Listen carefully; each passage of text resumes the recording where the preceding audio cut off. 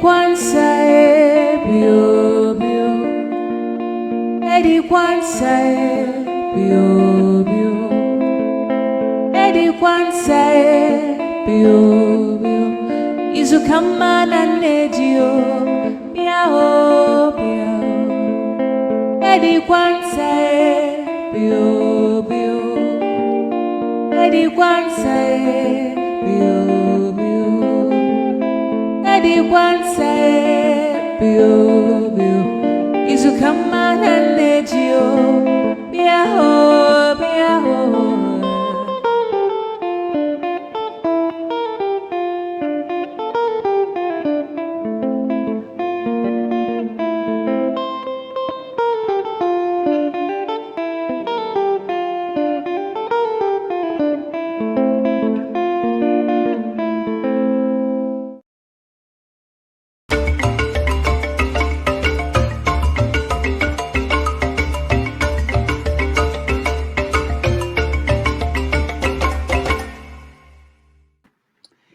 Hello, welcome to the 5th season of 90 Minutes Africa.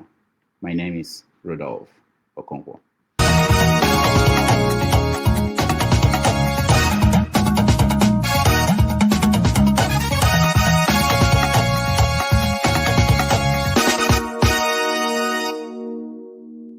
Right, we start this season with a special edition of 90 Minutes Africa.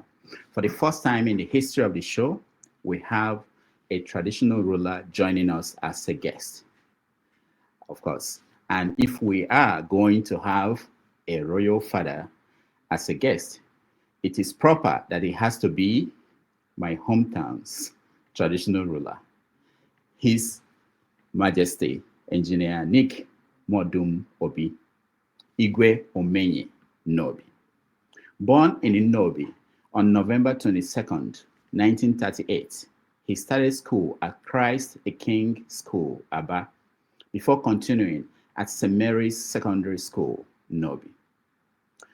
For his secondary school, he attended Bishop Shanahan College in Olu, and later at the Government Trade Center, GTC, Enugu. He worked at Opopo Boat Yards after secondary school, where he saved enough money to pursue his education abroad. He traveled to London in 1961 to study civil and gas engineering at Enfield College of Middlesex, London. As a student in London, he encountered some of the January 15, 1966 coup plotters on their return from India, where they planned the coup. During the Nigeria-Biafra War, he became an active student activist in London, leading Biafran activists at Hyde Park, London, to gather relief materials for Biafrans and to protest against Prime Minister Harold Wilson's backing of the Nigerian government during the war. After the war, he returned to Nigeria in 1992 as the first Nigeria-UK chartered gas engineer and took up leadership at Niger Gas, Enugu. He later ventured into business and into politics during the NPN-NPP era of the 1980s. In the Fourth Republic, he served as special advisor on works to Governor Peter Obi of Anambra State. Eventually, he retired from partisan politics in 2007 upon his resumption as the traditional ruler of Nnobi, the Demili South local government area of Anambra State. Join us today as we welcome on this special edition of 90 Minutes Africa, our special guest, His Royal Majesty, Igwe Omenyili Nnobi, Engineer Nick Muodum Obi. Igwe. Hello. Welcome to the show. Yes. It's an honor to have you today for me and for all our people who are watching at home. Thank you so much. Thank you so much. Thank you. Let's start with the current situation in Nigeria. the political environment is heating up. I know you've been, before you became the king of Nnobi, you were part of the political setup in Nigeria from the 80s. So what do you make of the current political situation? Uh, Thank you very much, Mr. Rudolf Okonkwo. I don't know, you should have been a chief. It's in your hands. I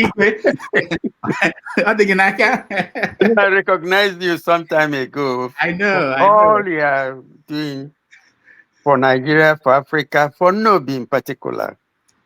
Because as I used to tell people, they must try and put Nnobi on the map. Thank you. And there's no other way to put Nnobi on the map except the way you're doing it. Let me just correct one or two points in your introductory. One, I came back to Nigeria in 1972, not 1992. I've been in Nigeria for 50 something years, 53 years. It must be an error. It says 72. Yes. Yes, yes. Two, I was special advisor to Governor Peter Obi, political. Okay. From political, I moved to works. From works, I moved to utility. Okay. Yeah. I retired from utility to become the Igwe Nnobi. Yes. If you could repeat your question, because okay, the question is about the political environment today in Nigeria. How do you assess it? Being that you've been there from the 80s, understanding or participating in politics. Yes. I participated in politics in the 80s. We're one of the people that followed the Ikemba Nnobi. If Emeka Odumegwu Ikemba Nnewi, sorry, not Ikemba Nnobi. Odumegwu. And then, because we were in London, we were following him. So when he came back from Ivory Coast, we joined him in NPN. When you ask about politics in Nigeria, unfortunately, the politics in Nigeria, I should say, is rudderless. It's rudderless because it has no ideology.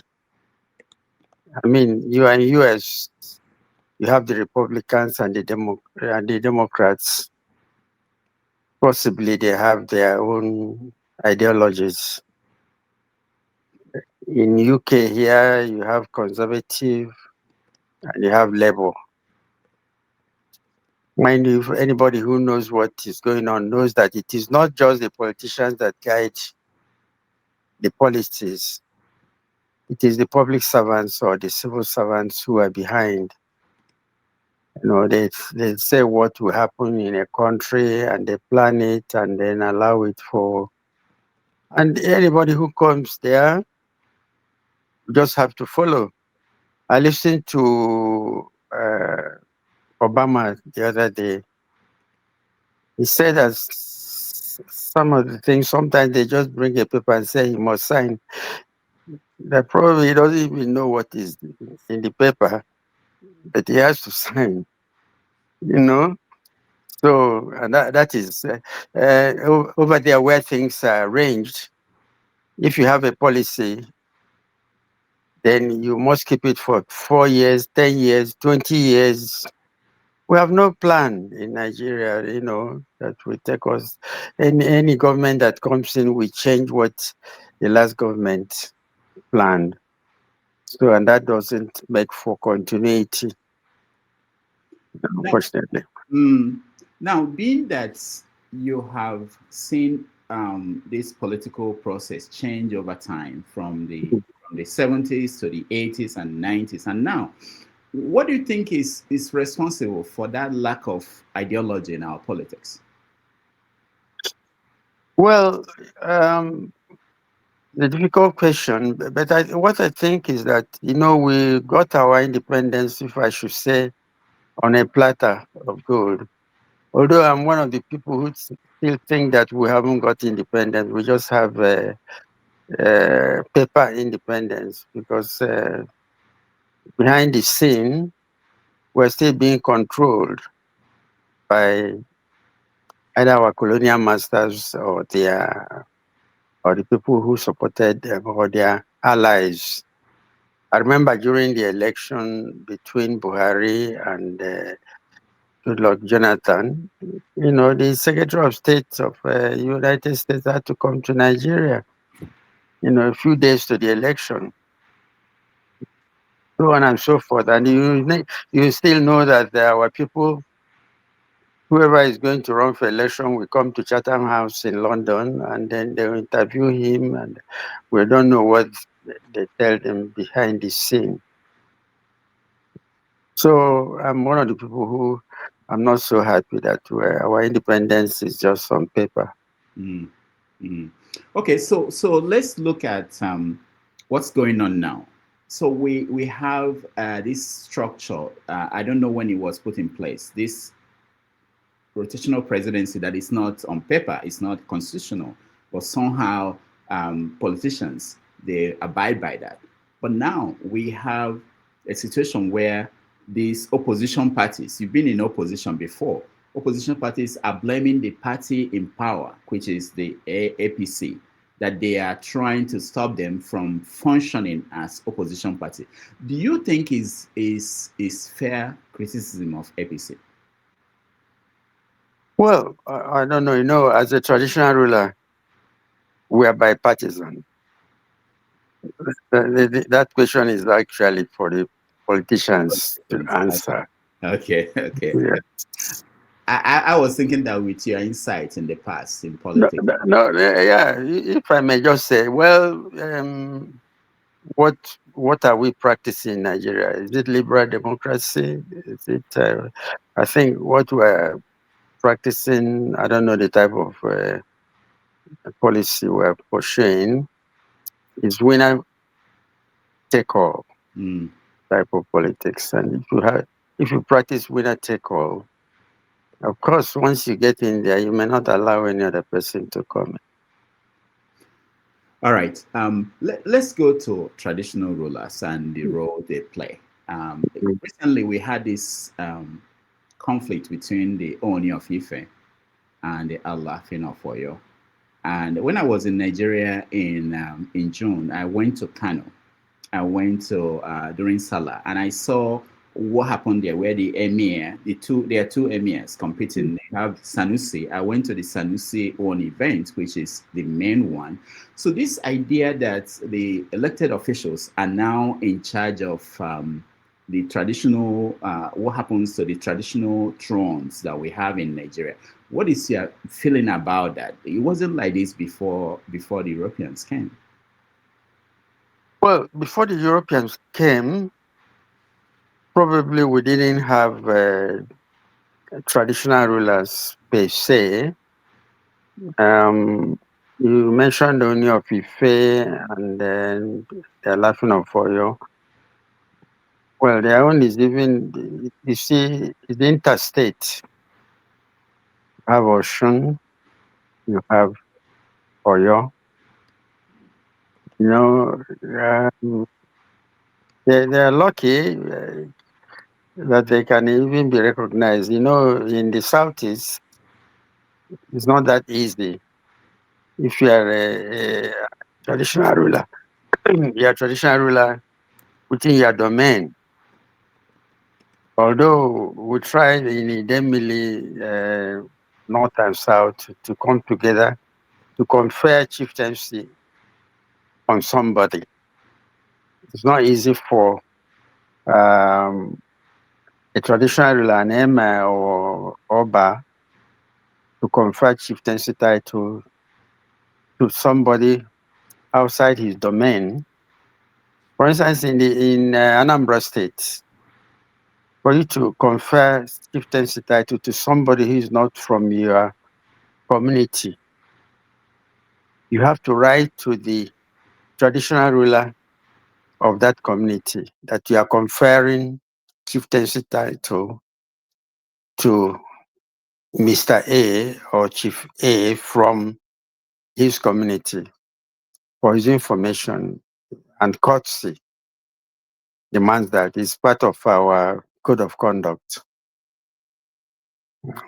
Yeah, but in some places, like if you talk about the Oni of Ife or the Alafin of Oyo, they've been there before the Europeans came, and it was after the coming of the Europeans and the handing over to Nigerian civilian administrations that they took the power away from them. In the South, it's a little bit different.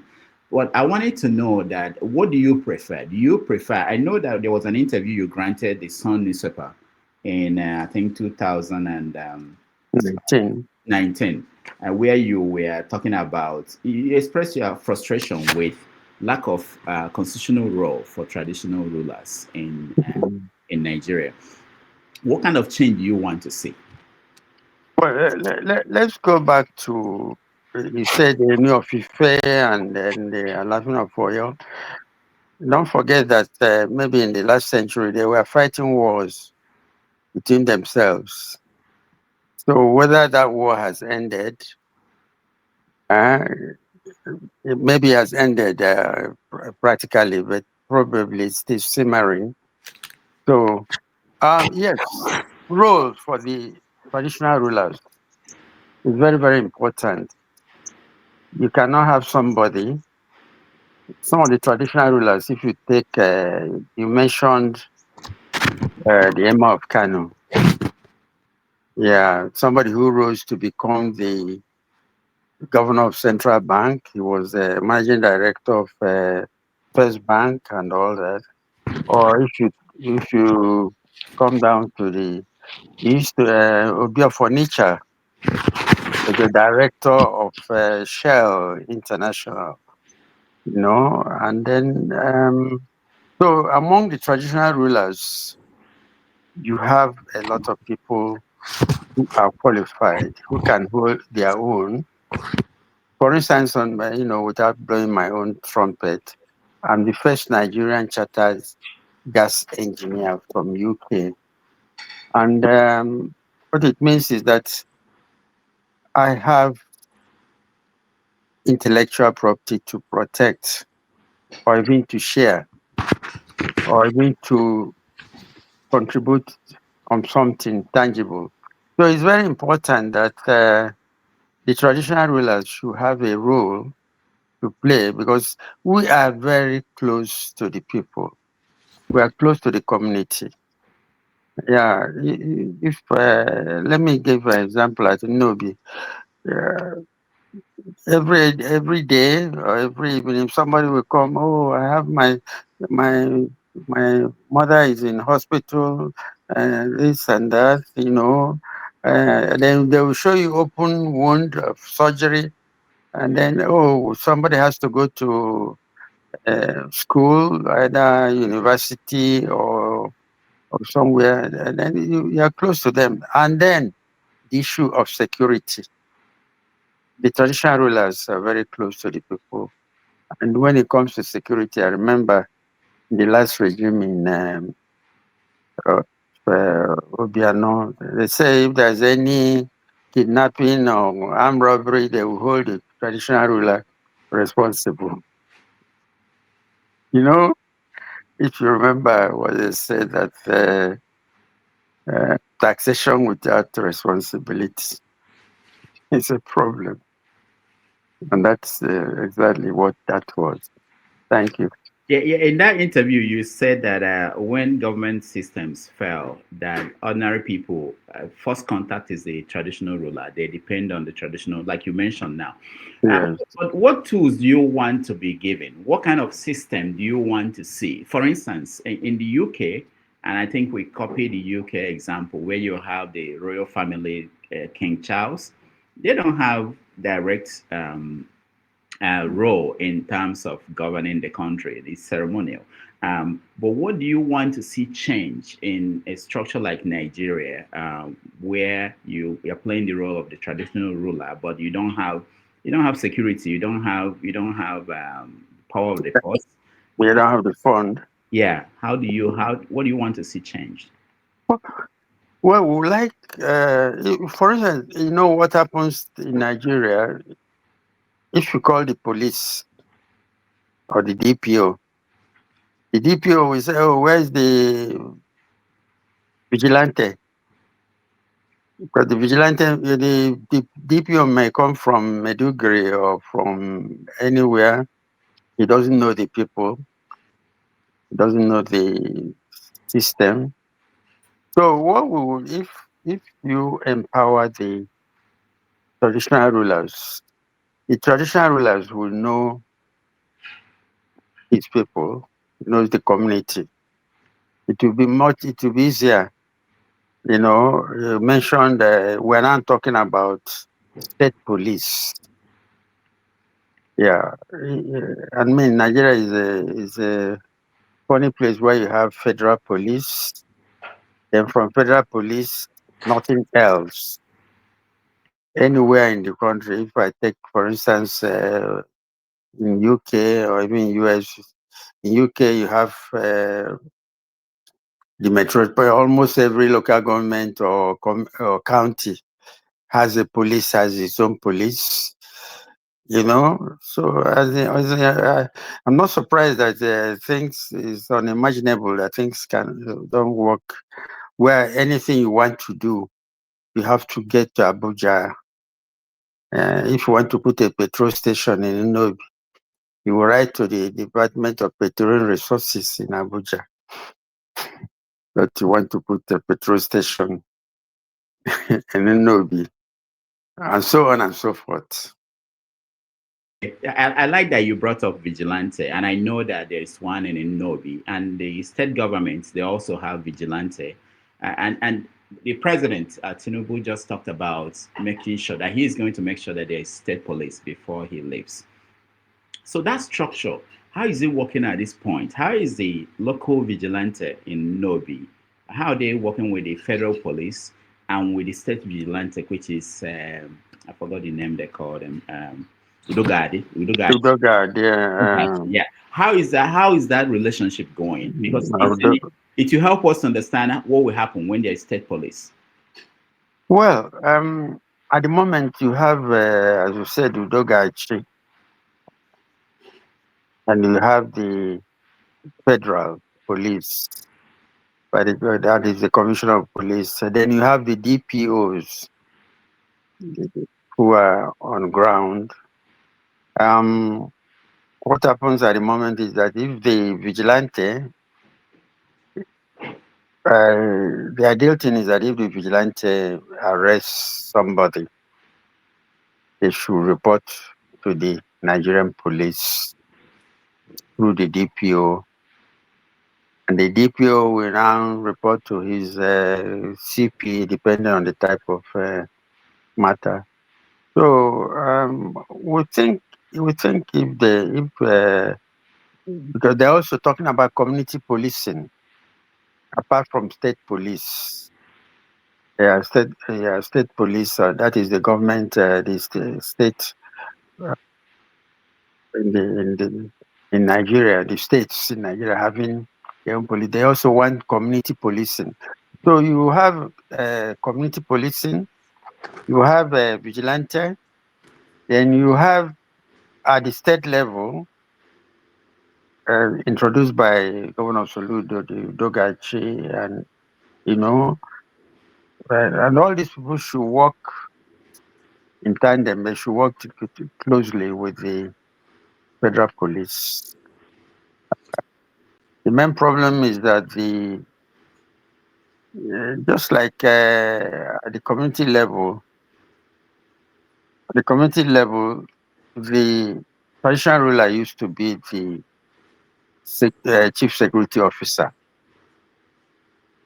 but now it's been changed. It's now the patron. The traditional ruler is the patron. But the governors have been complaining. Oh, you call us chief security officers, but the commissioner of police is answerable to somebody in Abuja.